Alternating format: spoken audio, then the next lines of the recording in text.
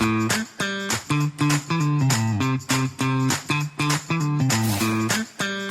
afternoon, ladies and gentlemen. Welcome back to Inside the OC. My name is Matt Cannizzaro, joined today by Daniel Farish and USBC Hall of Famer Mike Shady. Daniel, how are you today?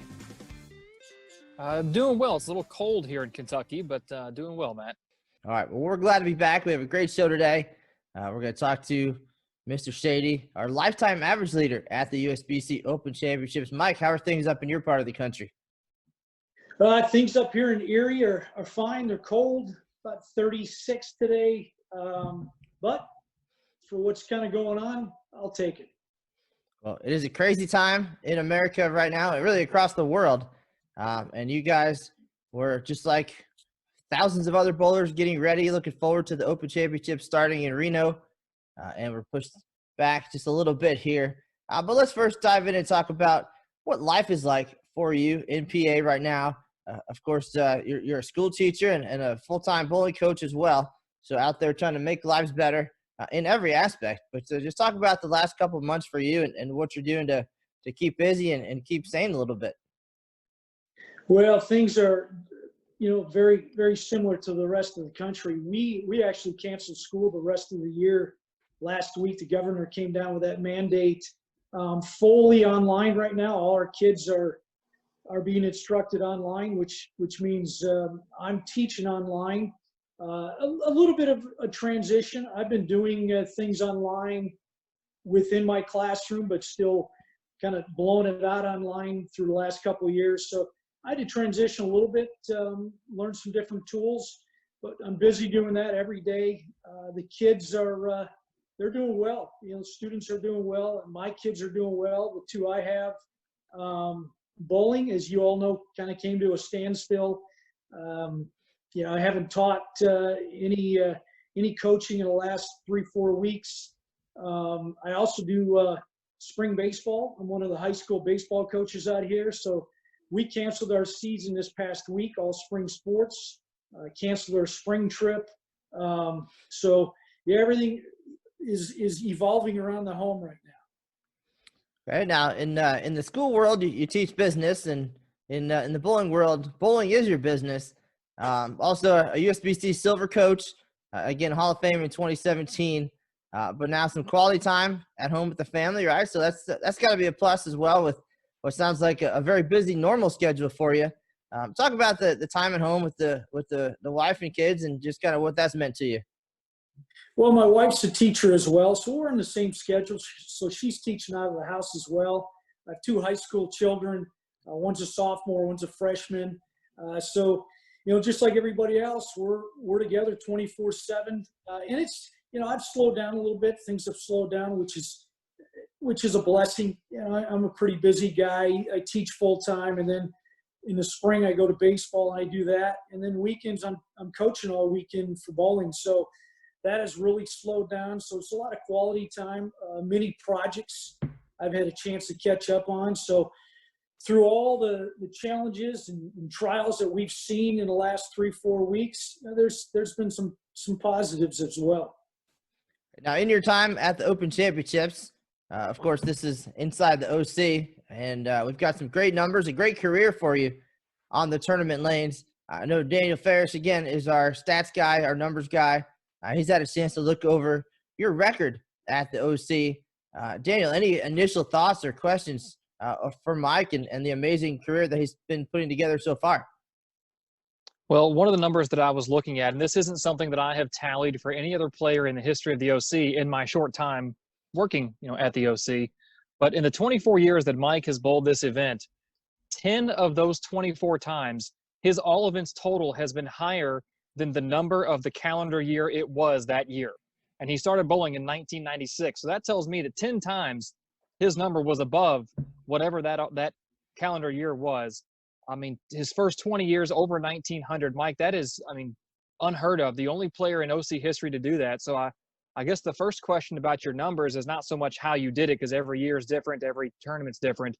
But what was it like to be on a 20-year heater, so to speak, where you never shot under 1,900?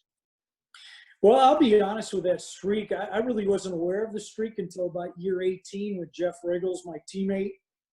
I think he blew it out to the press. It might have been on his blog, and then I heard about it. But that was the first time. You know, I've never been a numbers guy, Daniel. I've been a process guy, so I've always prepared. And many of those, if not all those numbers, were responsible because of the teams I've bowled on, the 2 teams that we take. 9 other great players. We've always had a great game plan, well prepared. And not bowling and competing as much as I have when I was younger. The USBC Championships is one of those few tournaments that I've really prepared for, developed a good plan for, physically put a lot of time in each one of those years. And so when I got out to the venue, I was physically sharp. Mentally, I was sharp. We had a good game plan. I've been with Ebonite EBI for 27 years, so I had a good bowling ball arsenal. So I was ready to compete. And if there was a recipe for why I was so successful, a lot of it was that. Well, you said that you weren't someone and still aren't someone who looks at the numbers, and you were aware of it in maybe year 18, which was 2013. 2016 was the first year you didn't hit the 1900 mark. You were 1896. Were you watching the numbers at all that year to know you fell a little bit short? You know, I knew what I needed because I was reminded by my teammate. And I needed a mark in a 10th, and I opened a 10th for 1890. So, you know, I knew it was going to end sometime. It was a fun streak. You know, it wasn't one of my better tournaments. So if I would have bowled better throughout the tournament, it never would have came down to that last frame. But it was a fun streak once I knew it was alive. And my goal was 20 years. I just thought that would be a kind of a neat number. But, yeah, it was enjoyable. It was going on. You mentioned that you don't look at numbers and you weren't aware of the streak till later. And earlier in your career, you bowled more events than you do later in your career than you have over the last maybe 5 or so years. But the OC was always at the top of the list because your numbers prove that. So when I ask about preparation, a lot of guys will talk about, they got together with their teams in the weeks or months leading up to the event. But how did you personally prepare for the event each year? And how did that change from when you were younger to as you got more experienced? Well, one of the big changes was geographically, I never lived close to my team. I was 650 miles away. They're all from Wisconsin, where I was born and raised, and now living in Pennsylvania. So I never had the chance to spend a lot of time practicing and developing those game plans. The only time I ever had a chance to kind of prepare for them was the day of. We would do the team session in the morning, just a practice session, try to see similar ball motions and talk a little bit. But it really, I would go in before work. Being a school teacher, I would get in about 5:30 in the morning. I would practice for an hour, 2.5, 3 months prior to the tournament, right up until the week I left. And just really working my physical game, my mental game, developing those pre and post shot routines, figuring out a ball arsenal through EBI, trying to get my balls ready for that event, collecting a lot of data. My teammates, Riggles and some of the other guys really put together the information that was out there and would share it, and then we would develop plans. And I would take all that into my practice sessions. And hopefully by the time I got out there, it was enough. It was the right plan. And when it was, we bowled extremely well. So that's how I prepared. Mike, we're going to talk a whole lot, I'm sure, about those teammates and some of the things you guys have accomplished together. And that group has been together for the better part of 2 decades now. But let's step back prior to the team coming together, the group as it is now, before your OC career even started. And a lot of guys we'll talk to might be OC famous. They might be Team USA or PBA standouts. But you were able to find success collegiately and then on the PBA tour as well. And that all was before your Open Championships career even began. So tell us a little bit about the background and the point that you got to where you decided maybe it was time to take a different path in the bowling world. Well, it all started right out of high school. I went to the University of Wisconsin-La Crosse as a freshman and actually won a national championship against West Texas. And that West Texas team arguably could have been the best team ever put together in college bowling. They had Jack Jurek, Mark McDowell, Bo Scroggins, and Jimmy Davis. All 5 of those guys got PBA titles. And it was a one-game baker for the championship. And they probably beat us 99 out of 100 times. But the one-game baker, we won. In fact, they won every tournament that collegiate season in bowling except the national championship where we beat them. And then that year, at that tournament, I met a guy named Bill Straub who I used to watch as a kid bowling tour. And Bill wanted to know what I was going to do with my career. And eventually I transferred. Instead of going back to La Crosse, I went to Nebraska that next year, sat out the year eligibility-wise, but still went to school, and then bowled for him the next 3 years. And he was really the guy that developed my physical game, really showed me how to compete at the highest level, and then went on tour in 1990 and did that for 5 full years. And I got married in 94, and I was out there 2 years being married and just didn't enjoy the road as much as I used to. And even my last year, my full last year was in 95. I think in 32 tournaments, I think I had 29 checks. I bowled really well, never made a show. And I just, one thing I realized is when you're bowling against the best players in the world, if your mind is somewhere else besides where your feet are, you can't compete at the highest level. So I knew it was time to go home. And did I leave early, too early? Absolutely. Did I regret it? No, I didn't regret it. But I think I could have won more, could have put more successful years in. But I just, my heart wasn't wanting to be out on the road as much as I was. And then we started competing. That was in 95. And then I think in the late 90s, Jeff Riggles wanted to form a team, and we formed 2 teams, and that's when we started competing at the USBCs. Can you describe just the feeling of winning that national championship, winning that PBA title? These are 2 pinnacle accomplishments that bowlers dream of. And, before the age of 25, really, you're able to accomplish 2 of those things. And then really so much has happened. It's possibly even gotten better from there.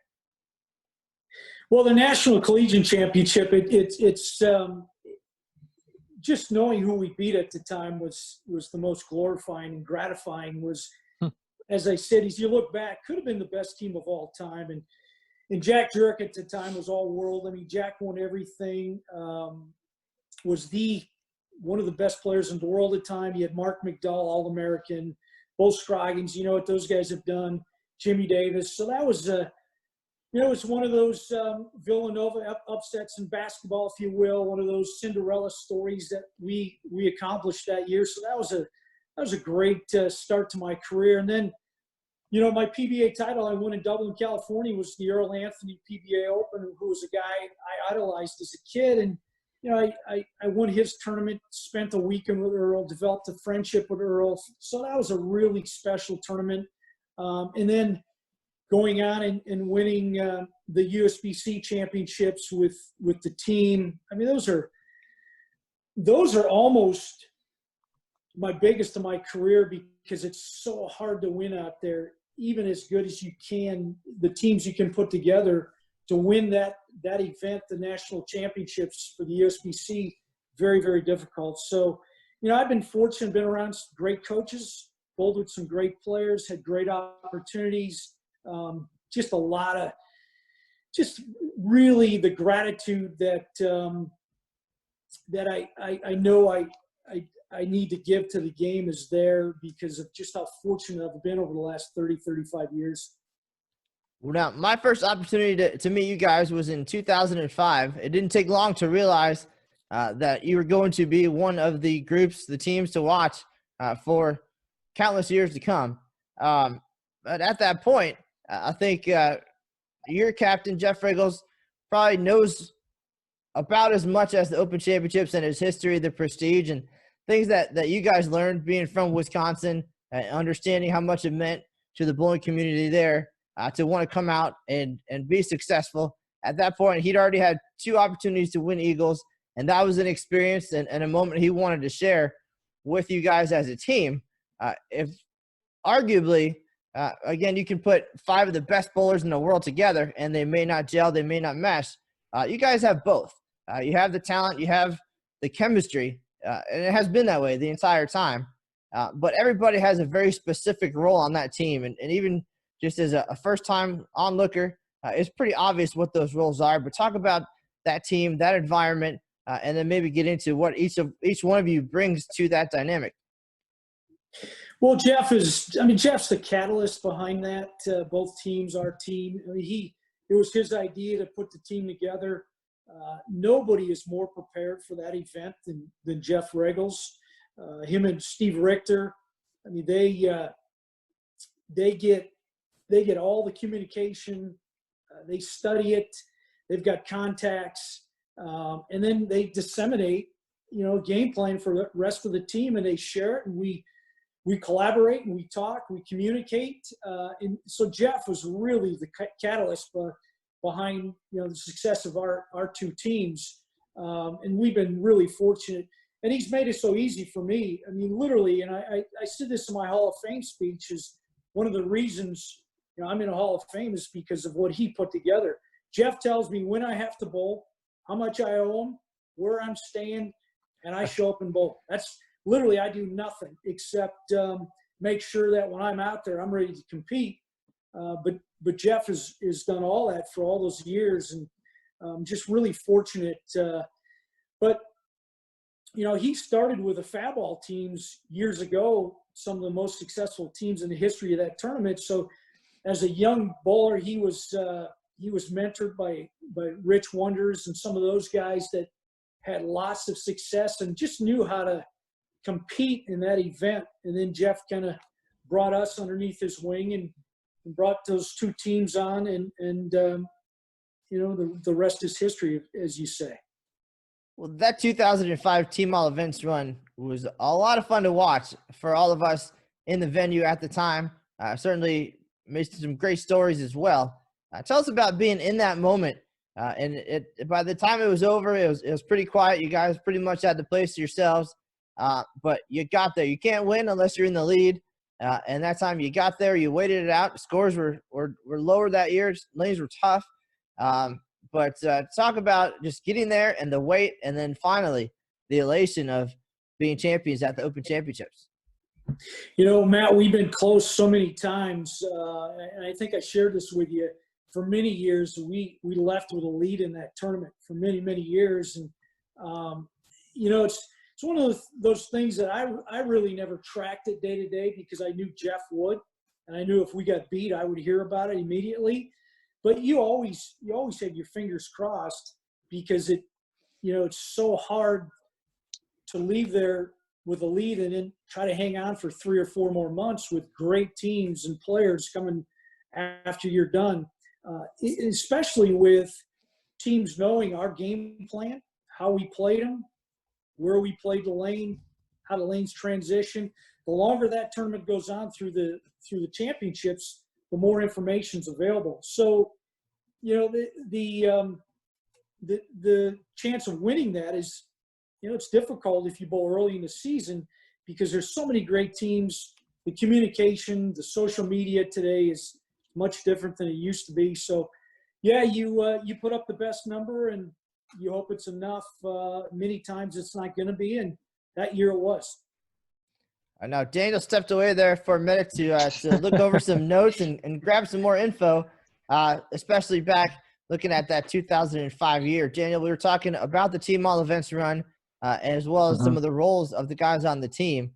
But as a youngster back then, an aspiring collegiate player and eventually an Open Championships participant, what did you hear and know about the kind of the legacy of Mike Shady and his team at the OC at that point? From back in 2005? Yes, sir. I'm back in 2005. I was a freshman at the University of Louisville, and all I knew about the tournament was at that point to me it was still the ABC Nationals. I wasn't caught on to the rebranding of Open Championships. I was still saying ABC, not USBC. I just knew that a bunch of guys every year went to Nationals. They got to bowl in the stadium. But I didn't exactly have my ear to the ground as far as what was going on out there, unfortunately, the youngster that I was. But the question that I do have about that run, Mike, you were talking about setting the number and then, waiting that extended period of time for the scores to come out and everything to be finalized. How did you handle that? We talked with Matt McNeil a couple of weeks ago, and he said that back in the day before technology boomed the way that it has, guys would get a subscription to the newspaper in the host city and follow the scores that way. Some guys would call every day to check numbers. How did you guys track the numbers and follow them as the tournament kept going on and running to its end? Well, we had Jeff would track it every day with his contacts. I'm sure he had contacts out there. He's worked for the newspaper for 30 plus years, so I'm sure he had contacts through that media.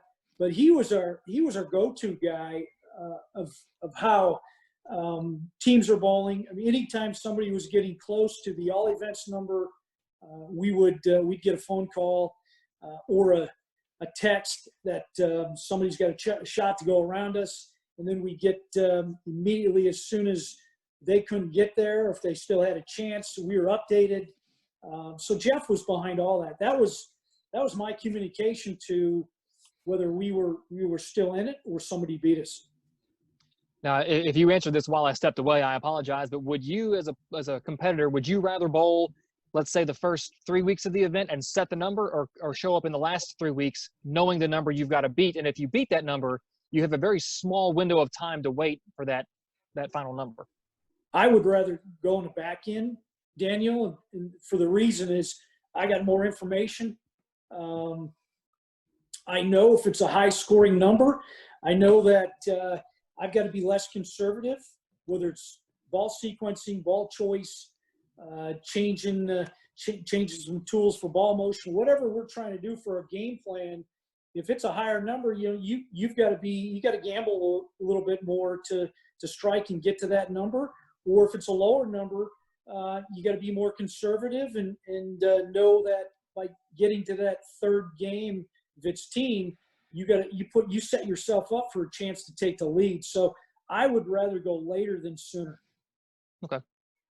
Well, now we know that strategy and communication and chemistry and teamwork, all very important at the Open Championships. You said earlier that your job is to go there and throw strikes. You go, you bowl. Wriggles is going to take care of the arrangements, the information. That Steve Richter seems to be the analyst of the group, maybe looking at lanes and equipment and leading that part of the conversation.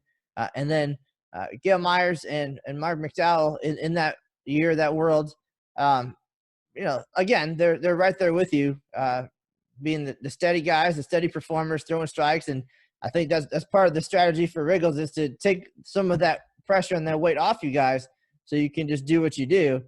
And that certainly has carried on for the last decade and a half, at least in my time. Yeah, we've got, our five, our team, it's Wriggles and McDowell and Steve Richter, Gail Myers, and myself. I mean, Myers up until I think this past year or 2 years ago was number 2 in lifetime average. So we had 1 and 2 in the lifetime average of that tournament. You've got Wriggles with multiple Eagles, Richter, multiple Eagles. McDowell was a player of the year on tour. So the five of us, especially when we were a little bit younger and bowl a little bit more, we all had our – you had some guys could hook a little bit more, some guys like Mark and myself a little bit straighter, some guys in the middle, but all of us just knew how to bowl and could play any part of the lane. And really, I think what it came down to is when Jeff put these teams together, he got guys that were not selfish, that would buy in and play as a team. We would develop a game plan, and the higher RPM guys would have to sacrifice early to know what was coming later in the event. And we never had a difficult time getting all 10 guys to buy into a plan, which is one of the main reasons we are so successful. Now, after 2005, that success did continue. There was a lot of close calls along the way, some excitement, a lot of scoreboard watching. Tell us about some of the close calls and some of the disappointments maybe along the way, maybe individually. and then we'll talk about the big year in 2013. Well, I know one of the close calls is Mark McDowell and myself. We finished second in doubles one year. Got beat the last weekend by Brandon and Stephen Padilla, and they beat us by a lot. We had, I think, 1474. We both had 737, and they still have the record. They had 15 something big, huge. Which I think if you want to get beat, you want to get beat bad. Somebody that bowls extremely well. And somebody beaten by a couple pins, because you can always reflect back and figure out where you could have picked up those few pins. That was a big one. I didn't think it was going to hold 1474. I was hoping, but then when we got later toward the last weekend, I thought we had a chance. But my phone was blowing up going into their last game that we were going to get beat. So, and we got beat by two really good players. Some of the other ones, we had to lead many times through majority of that tournament and just got beat. And then the last one we won, that was a special one because it came down to a huge last game, a lot of energy, a lot of excitement on the lanes. But they're all special. Even when you leave there with a lead and you don't win, and you had a top 2, 3, 4, 5 finish, just the excitement of leading with a lead. I think there's a couple of years, I think we left with a lead in all categories, which is pretty neat, and then never won a category. So it just tells you how difficult it is and how many great players that tournament has, how many great teams. Well, you mentioned Stephen and Brenda, and they're 1566. Of course, the highest doubles total in tournament history, and that's still, that was back in 2009. And then for you guys in 2013, that final game at the time was a record score, 1281. Of course, you played a big role in finishing that off. Can you describe that electricity, that moment when that happened? You knew it was going to take that much to get there, and you did it. And for that period of time, you had the highest score in history. You had the lead, of course, went on to win the title. The Eagle, potentially that's what locks up the Hall of Fame for you. Just describe 2013 and that moment as a whole. Well, I'll never forget, before the tournament started, we participate in quite a few brackets. That's Jeff and Steve and Gail. They're kind of the head of that. And there was a young group out of Florida who switched squads to bowl in our squad because they heard we load up in brackets, and they jumped in. And there were some pretty good bowlers. And we were in our 40s by then, and so they jumped squads so they could have more action. The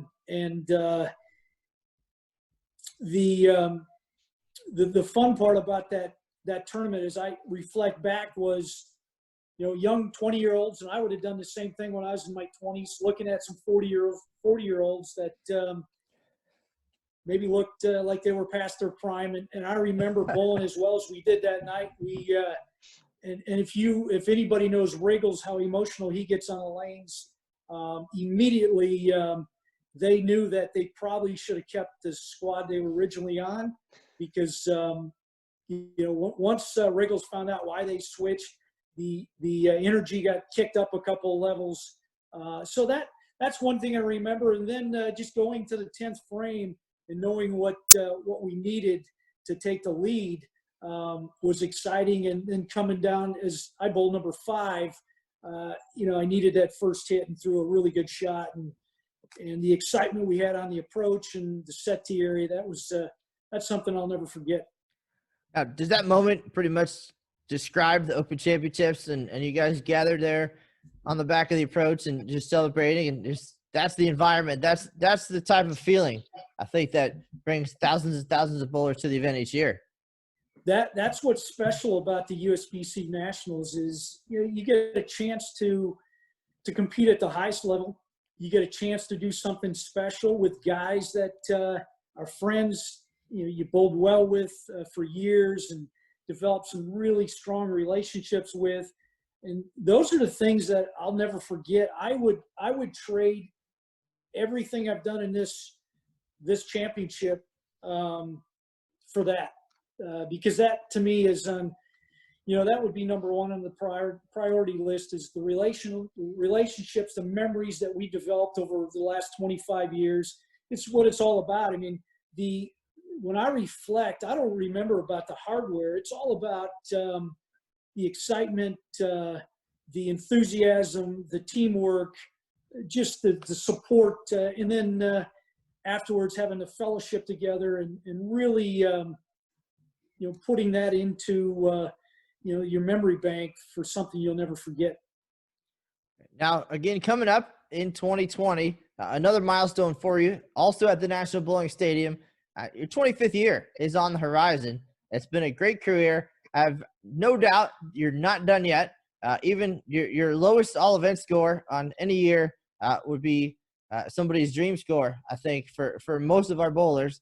But just talk about number 25 and how special it is, and just the career as a whole at the OC. 25 will be special. 25 is a long time, especially bowling as many consecutive years as I've bowled with these two teams, these 9 other guys. So that'll be special, and it's, whether it's 25, 30, and I hope it goes on. Do we still have something left? We're not as good as we used to be, but can we still win? Absolutely. It would be special to win one more time, to get one more eagle, especially if we could get the 5 original guys back that we've bowled with for the last 20-plus years. That would be really special. But 25 will be, it's a long consecutive streak. It's a streak that I'm proud of, a streak that I've shared some incredible memories with these guys that I get a chance to bowl with. And it's been the majority of my career is at the USBC Nationals. Well, kind of getting back, you mentioned, getting a little bit up there in age compared to where you were, as we all are. Father Time is undefeated. But just to let you know, I'm sure you're aware of this, as I've heard a bunch of my friends in the St. Louis area from having went to Lindenwood say a bunch of old guys set the world record for the 5-man team game just a few weeks ago in St. Louis, and they beat a bunch of young guys that I went to college with to set that record. So being old doesn't mean you're out of it by any means. I know you know that. Right. The beauty of this sport, Daniel, is it's a lifelong sport. If you take care of yourself and put some time in, you can bowl at a very high level for a very long period of time. So to me, that's the greatest thing about our sport. I played baseball, football, and basketball in high school, and I can't do any of them anymore because I'm too old. But this sport, I saw Dick Weber win in the 70s, Petraglia win in the 70s. Guys bowl at a very, very high level at an age in most sports. You're sitting watching on TV. I want to take a quick step back, go back to your 20th year back in 2015, when you finally hit the minimum to be considered the average leader at the event.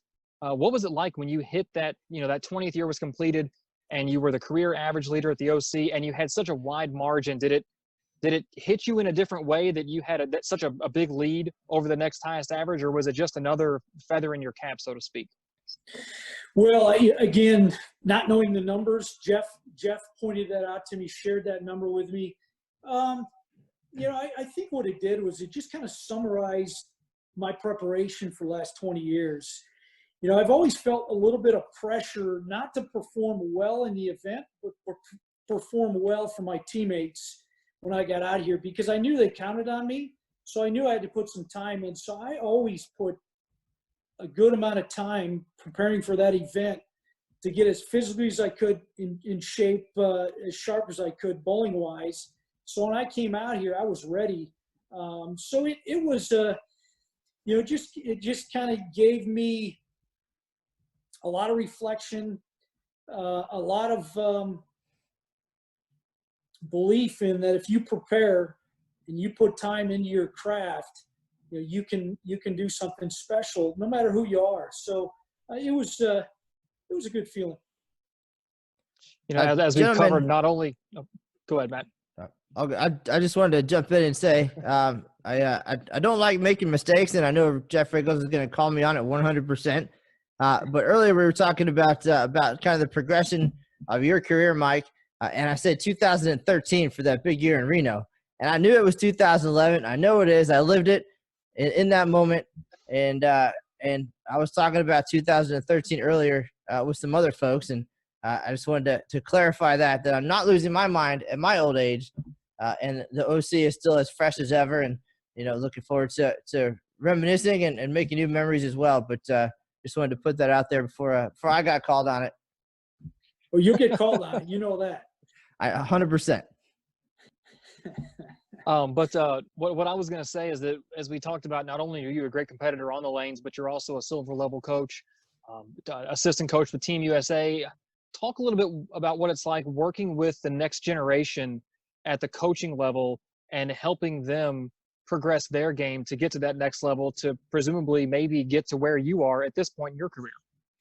Daniel, that's a great question. I take more satisfaction in coaching today than I do competing. And the reason for it's because of what I've been given over the last 35 years. I've been in front of some incredible coaches. I know when I was on tour, I would seek out really every coach that was successful, and I would get around them and really try to be a sponge to acquire as much knowledge and learning as I possibly could. And then also my time I spent with Coach Straub. And today, to me, it's all about giving back. My goal is, how can I give all the blessings I've received in this game and give back to today's player? How do I build a sport? And to build a sport, I've got the opportunity to make players better. I've got the opportunity to grow the sport. I've got the opportunities to share some of my knowledge and some of the techniques that I've learned and I've acquired over my career and pass it on to the next generation. And then, I've had the opportunity several years ago to come on staff with Team USA and just to be around some of those great coaches and that culture and that environment, Rod and Brian O'Keefe and Kelly Kulik and Andy Dirks and Baker and Warren, all those great coaches, Billy Spigner, and not only continue to give back, but continue to add tools to my bag as well to keep learning and have that growth mindset. But, I want to grow this sport. I want to grow the membership through the USBC. I want to give back and make it a better place than when I came in. Well, we definitely appreciate all of that hard work, that dedication. I know the players do. You and I had a chance to go to the World Youth Championships, and it was in the Detroit area. So another opportunity for some additional coaches to join the team that week as well. And you absolutely made an impression on those young players. But tell us from your perspective what that experience was like for you, helping them find success to win those medals and to see them on the medal stand after such a hard-fought week. We've talked about some of the things I've done over my career, but one of the coolest things, and I share this with my students in my classroom at high school, was seeing our country players, our bowlers on Team USA on the podium with our national anthem playing, getting a medal draped around their neck was one of those goosebump moments. It was memorable. It was one of the neatest things I've ever been a part of. And then being a part of the process of seeing, our players, our Team USA players beating 36 or 37 other countries in the world in Detroit in multiple events was special because they work hard.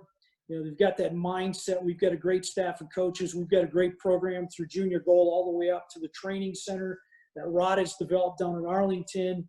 And we see, the fruits of all that, of what the best bowlers, the best bowling is still in our country. And I saw that week. I think the rest of the world saw it. They still realize that we do have the best players in the world. And I was a part of that. That was a pretty special week. What advice can you give them about staying motivated and wanting to improve and progress and choosing the path that's right for them as you did now just a couple decades ago? It's trying to get better every day. Just a little bit better every day. I always tell my class, you got 86,400 seconds every day. It doesn't matter who you are, how old, how young, how affluent, how much poverty you have. It doesn't matter that we all are gifted with 86,400 every day. And if you can utilize those and get 1% better a day, which is only 14 minutes and 24 seconds, if you can win your 14:24 a day and get that much better a day, well, every day it's like the compound effect. You get better and better and better. And pretty soon you got a star, whether it's bowling, whether it's a sport, whether it's in business, whether it's in an academia environment, you just fill in a blank. But if you can grow and win the day just a little bit every day in anything, have a growth mindset, you can become what you want, especially in this sport. You don't have to be the most athletic. You don't have to be the tallest, the shortest, the fastest. If you've got the heart, you've got a growth mindset, you want to put a little bit of elbow grease in, you can go a long way in the sport of bowling. Right now, the OC. I want to ask real quick about the coaching side of it. And we've talked about in previous podcasts and a little bit on this podcast about how technology has changed over the years. And let's say 25 years ago, we really didn't have cameras for coaches, even the higher level coaches, to work with. It was more you see what you see and you work off of that. And the players have to work more on field than anything else of what their coach tells them. Now, you know, we've got Speck, we've got the CAT system, we've got cameras from front, back, side, underneath. We've got lanes that will tell us all those stats. As a coach working at the ITRC with Team USA, what's it like to have all those resources available to you, and how much, I guess, easier does it make your job to be able to help these players and to have this technology at your disposal? Yeah, that's a great point, Daniel. It's just instant feedback. Anytime, Daniel, you can get your player that he or she can get instant feedback from what you're trying to do, and 95 to 98% of my students I teach in school today are visual learners. You've got some kinesthetic, auditory, some of those other learning styles, but the majority of them are visual. So with the technology we have today, visually, if they can see it and they can compare it, they can see their strength, they can see some of their opportunities for growth, some of their weaknesses and how to get better. And you've got all that data you're instantly getting and acquiring, and then you can see on how they're growing as a player. It increases motivation, increases their excitement to learn and get better each and every day, because they can see the progression. They can see the improvement from day to day. And as you mentioned, when I first got on tour in 1990, I bought an 8mm camera, and the screen was about 2 inches, and I would videotape myself so I could see it, but it was really, really difficult.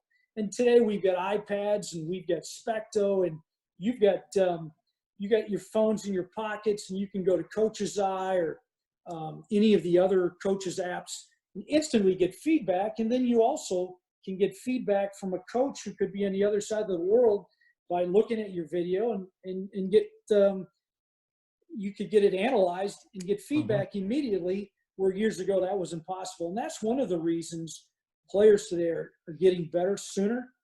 There's a more variety of different techniques that are bowling at the highest level. That's why you're seeing the sport evolve so quickly, because of technology. That's definitely a great segue as well for what's happening right now in the world where everybody's isolated. What are you doing or offering, or how are you using the tools that you have to help the Mike Shady Bowling students stay sharp and ready? What are you doing to make sure that you are ready and prepared for the Open Championships? Of course, you've had some injuries over the recent years as well, but what are you doing to make sure that those aren't factors and to get yourself and everybody else ready and sharp when it's time to get back on the lanes? Well, right now it's all learning. Just really taking the opportunity, the advantage of the extra time we've got now, just being quarantined, just to continue the learning process for myself, whether it's the mental side, looking at a lot of video.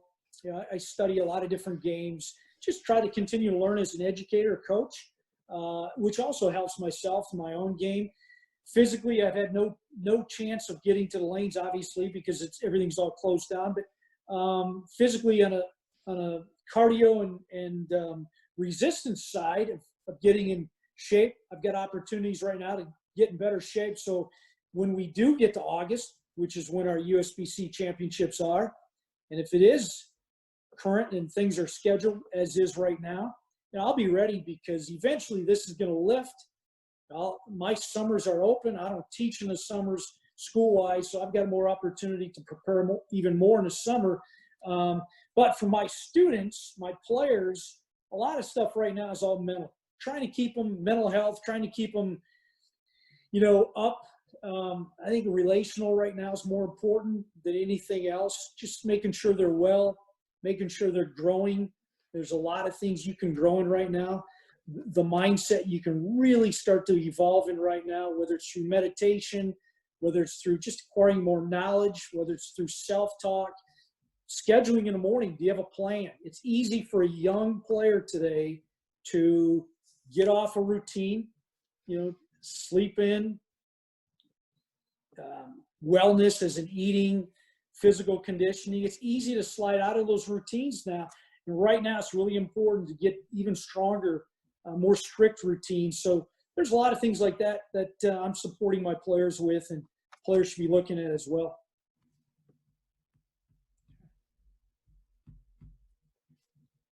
All right. So as we summarize, just going back over everything, and we talked a lot of numbers. Your phenomenal career at the OC.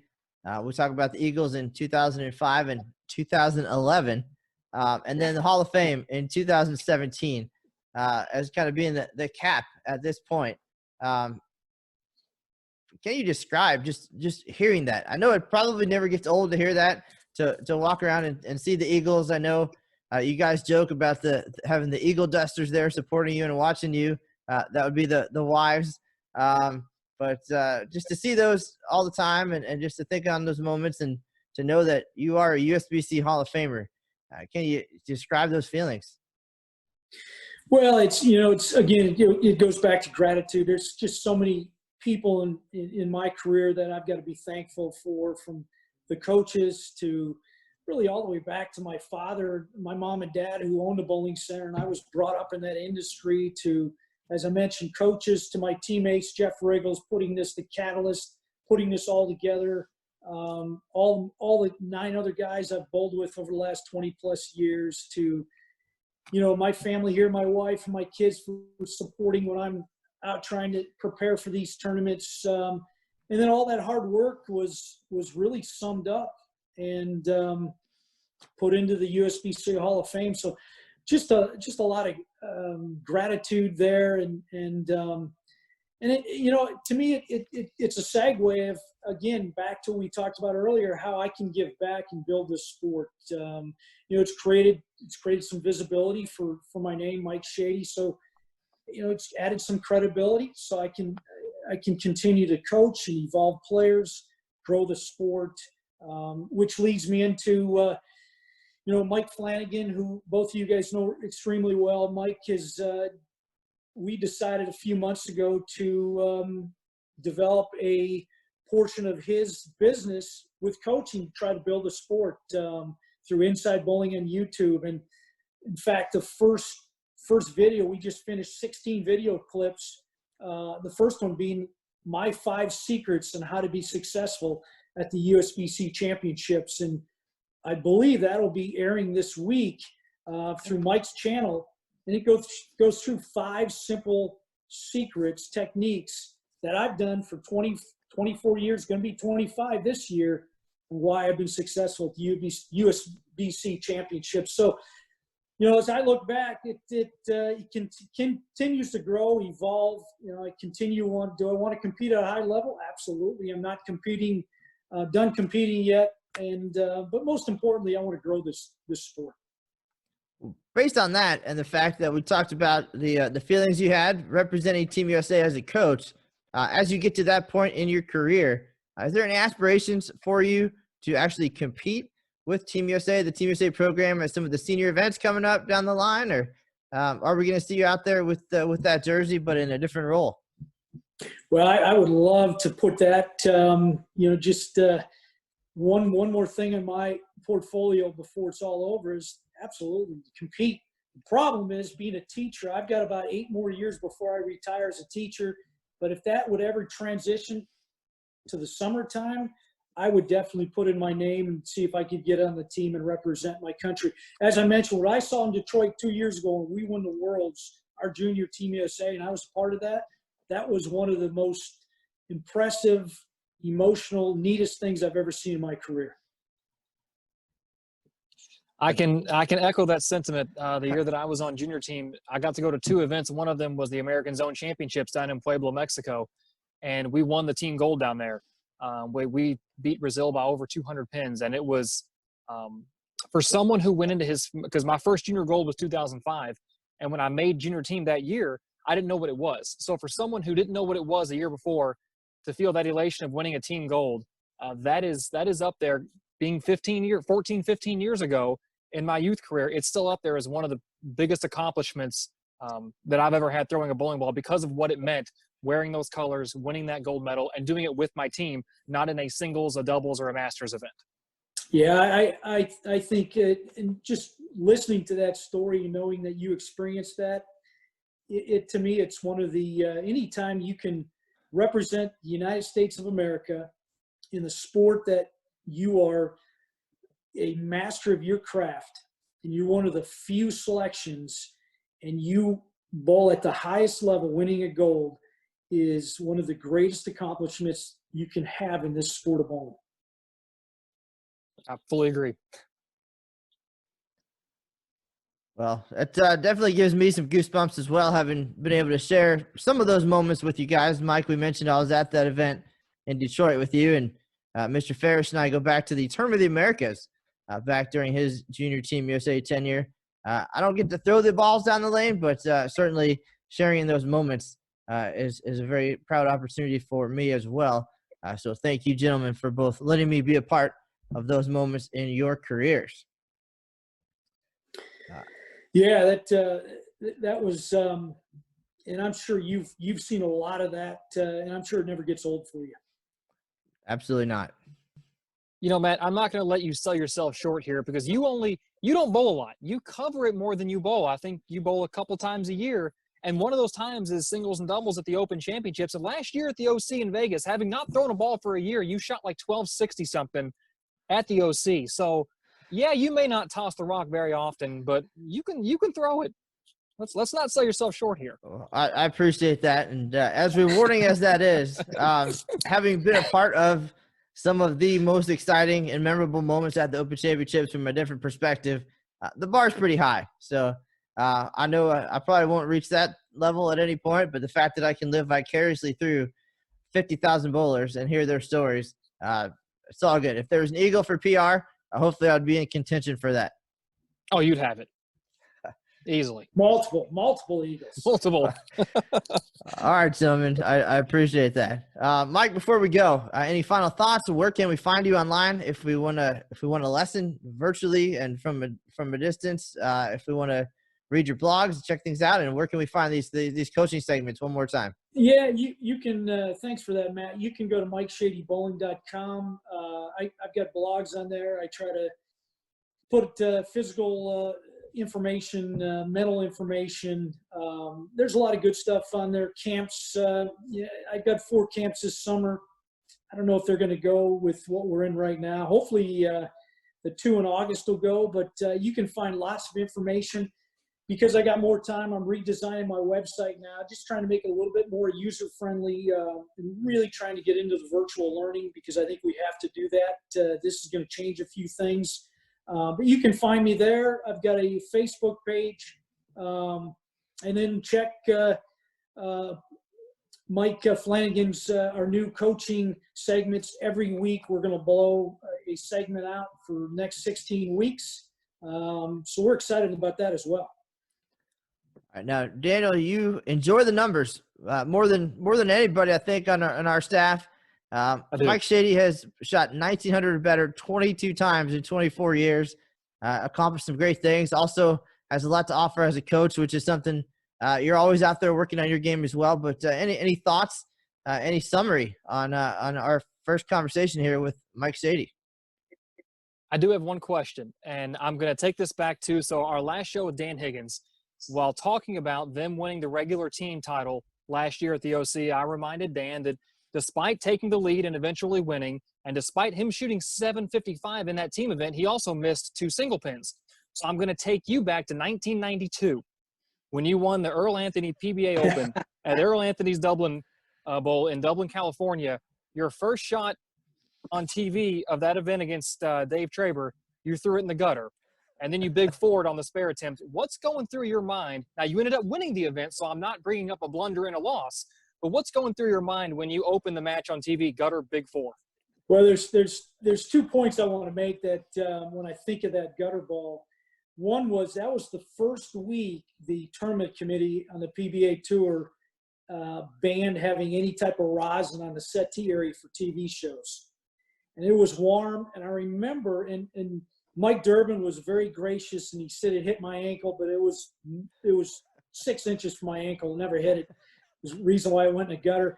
But I remember as the ball was coming down at the top of my backswing, I could feel it because my hand was sweating. I was anxious, and I knew I was going to lose it, and it went right in the gutter. Now, 10 or 15 minutes before that, Denny Schreiner interviewed me and said, "Hey, Mike, you've had several runner-ups this year. What is it going to take for you to get into the winner's circle this season on the PBA Tour?" I said, "Denny, I've got to get ahead of my opponent. I've got to get off to a fast start, which means I've got to start striking right out of the gate." Well, if you go back and watch that show on YouTube, it's gutter 5. I got 5 in the first frame.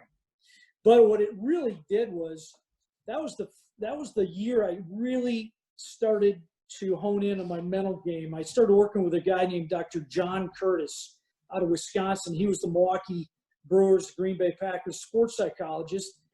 And I remember all the work we did prior to that event. I did a lot of mental rehearsal for that TV show. And one of the things you rehearsed for was just some negative things that could occur. And I was prepared for it. So when I threw the gutter ball and I got 5, I thought, you know what? It doesn't get any worse than this. Let's start to compete. So it really relaxed me, and I took the rosin bag out of my bag, put it back on the settee area, and made sure my hand was dry after that shot. Well, you're consistent, because I watched the telecast today, and the first thing you said in the interview on the lands after you beat this guy, Parker Bone, who's up on the wall here in the garage, you said after that first frame you thought, well, it can't get any worse than this. So at least you're consistent, if nothing else. Right. Well, it's definitely gotten pretty good in the years since. We covered it pretty well. Even got our year straight there eventually too.